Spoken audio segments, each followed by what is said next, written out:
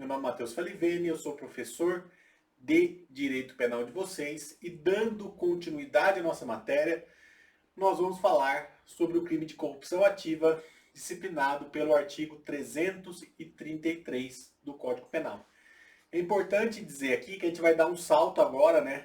O crime de corrupção ativa é um crime praticado por cidadão contra a administração pública, né? Pelo cidadão.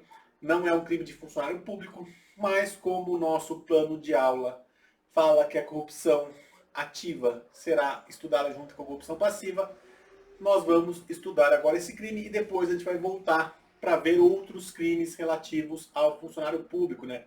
Praticados por funcionário público contra a administração, como por exemplo prevaricação e etc. Então a gente vai avançar um pouco, mas depois nas próximas aulas a gente vai voltar um pouquinho para trás, né? Só para manter o nosso plano de aula correto. Então o conteúdo da aula de hoje, primeiro considerações iniciais, depois sujeitos do crime, tipo objetivo, tipo subjetivo, consumação e tentativa e por fim causa de aumento de pena. Então primeiro o artigo 333 do Código Penal assim dispõe: oferecer ou prometer vantagem indevida a funcionário público para determiná-lo a praticar, omitir ou retardar ato de ofício. Pena, reclusão de 2 a 12 anos e multa. Parágrafo único. A pena é aumentada de 1/3 se, em razão da vantagem ou promessa, o funcionário retarda ou omite ato de ofício ou pratica infringindo dever funcional. Então esse é o tipo do artigo 333 do Código Penal. Primeiro, considerações iniciais, né? Corrupção ativa significa o oferecimento ou a promessa de vantagem indevida ao funcionário público para que ele pratica, omita ou retarde ato de ofício. Então aqui é o cidadão que oferece ou promete uma vantagem indevida para que o funcionário pratique, omita ou retarde ato de ofício. E o bem jurídico tutelado pela norma penal é a administração pública, especialmente no que diz respeito à moralidade e à probidade administrativa, que são violadas pela conduta do cidadão que oferece vantagem indevida ao funcionário público. Aqui é aquela mesma ideia, né? Que a gente falou já na corrupção passiva. Na corrupção ativa, o cidadão vai lá e oferece. E esse simples oferecimento já é uma violação ao princípio da moralidade administrativa. Bom, os sujeitos do crime, o sujeito ativo pode ser qualquer pessoa. Então ele é um crime comum, né? Então o sujeito ativo ele pode ser qualquer pessoa, inclusive o funcionário público que, fora do exercício das suas funções, tente corromper um outro funcionário público. Então mesmo o funcionário público ele pode ser sujeito ativo aqui. Só que é um crime comum. Qualquer pessoa pode ser sujeito ativo desse crime, inclusive o próprio funcionário público, desde que fora das suas funções, né, tente corromper outro funcionário. Então supondo, vai um juiz, é pego dirigindo alcoolizado, e ele tenta corromper o policial militar que está o prendendo. Nesse caso, haverá aí a corrupção ativa do juiz, né? O juiz está fora de serviço, ele fazendo isso comete o crime. E o sujeito passivo é o Estado, representado pela União, Distrito Federal, pelos Estados-membros, municípios e também pelos entes dispostos na norma do artigo 327, parágrafo 1º do Código Penal. Bom, o tipo objetivo, né, a conduta típica consiste em oferecer, que é propor, né, ou apresentar para que seja aceito. Então, oferecer é propor ou apresentar para ser aceito. Ou prometer, que é comprometer-se, né, obrigar-se a dar algo a alguém. Então, oferecer ou prometer vantagem indevida a funcionário público para determiná-lo, né, para determinar sua conduta, né, para direcionar sua conduta a praticar, omitir ou retardar ato de ofício, que é o ato inerente às atividades do funcionário público. Então os verbos aqui são oferecer, que é dar, propor, né, ou apresentar, ou prometer, que é comprometer-se a dar algo a alguém. Se alguém, exemplificando, propõe vantagem, pode ser qualquer lucro, privilégio ou benefício ilícito, ou seja, contrário ao direito, ainda que ofensivo apenas aos bons costumes, a um funcionário público, levando a executar um ato que é sua obrigação, comete o crime previsto na norma deste artigo do Código Penal. O objeto material da conduta é a vantagem indevida que constitui todo o benefício ou proveito contrário ao direito. E como eu já disse na corrupção passiva, a vantagem ela pode ser de qualquer natureza, seja material ou moral. Não necessariamente precisa ser uma vantagem de natureza econômica ou patrimonial. Pode ser uma vantagem de natureza moral e aí inclui, inclusive, né, a vantagem de natureza sexual, que também pode configurar o crime. E o agente, né, que é o cidadão que oferece a vantagem, pode valer-se de interposta pessoa para corromper o funcionário público. E se tal pessoa tem conhecimento do propósito do agente, é coautor do crime. E além disso, não se configura o crime se a oferta ou promessa não tem endereço, não tem um endereço individualizado, ou seja, dirigida a determinadas pessoas. Assim é atípico fato quando ela é dirigida urbi et orbi, né? Urbi et orbi tem inclusive a missa da Páscoa, que é urbi et orbi, né? Que é a todos. Então, uma promessa dirigida a todos não configura o crime. Essa promessa ou essa vantagem, essa promessa de vantagem ou oferecimento de vantagem, tem que ser dirigida a um funcionário ou grupo de funcionários públicos específicos, não pode ser geral. Eu sair na TV e falar assim, olha, vou dar 50 mil para o funcionário público que fizer isso. Não, isso é uma promessa geral, isso não configura corrupção. O que configura corrupção é se eu ofereço para uma pessoa específica ou grupo de pessoas específicas. Além disso, né, é importante destacar que a conduta que se refere ao ato de ofício,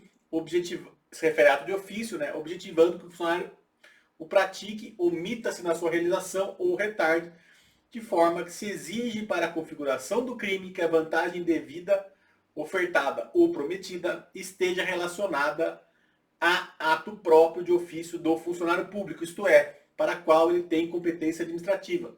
É aquilo que eu já falei também na corrupção passiva. Tem que ser um ato para que aquele funcionário específico tenha competência. Se ele não tiver competência para aquele ato, a conduta vai ser atípica. Certo? Vai ser só um pagamento atípico, não vai ser corrupção ativa. Além disso, assim como ocorre na corrupção passiva, para a caracterização do crime de corrupção ativa, é indispensável que o oferecimento ou promessa de vantagem indevida diga respeito a um ato específico. Não pode ser genérico, tem que ser sobre um ato de ofício específico. Dessa forma, o ato de ofício deve ser detalhado e particularizado, não podendo ser um ato qualquer, um ato em tese, um ato abstrato ou genérico, mas sim um ato específico inerente à função de funcionário público. E como tipo, é importante isso aqui também, como o tipo penal se refere à ação do sujeito ativo destinada a determinar o funcionário à prática, à omissão ou ao retardamento de ato de ofício, não é típica a conduta de quem oferece, promete ou entrega vantagem após ter o funcionário praticado, omitido ou retardado o ato. Então, se o funcionário pratica um ato e posteriormente eu vou lá e dou um dinheiro para ele, essa conduta é atípica. Por quê? O oferecimento na corrupção ativa tem que ser para determinar o funcionário. Então tem que ser anterior. Porque o tipo fala para determiná-lo. Então é para influir na conduta do funcionário. Então não pode ser posterior. Lógico, se tiver a combinação anterior e o pagamento é posterior, isso configura o crime. Mas supondo, o funcionário público foi lá e fez uma coisa. Eu não pedi nada, não prometi nada, o funcionário foi lá e fez um negócio. Eu vou lá e como um prêmio para ele, eu vou lá e dou um dinheiro para ele. Essa conduta de dar o dinheiro vai ser atípica, porque ela é posterior, não combinei nada com ele antes. Então isso é muito importante, é bastante pedido em provas isso. E além disso, não se exige que para a configuração da corrupção ativa esteja demonstrada a corrupção passiva, não se tratando de crime bilateral.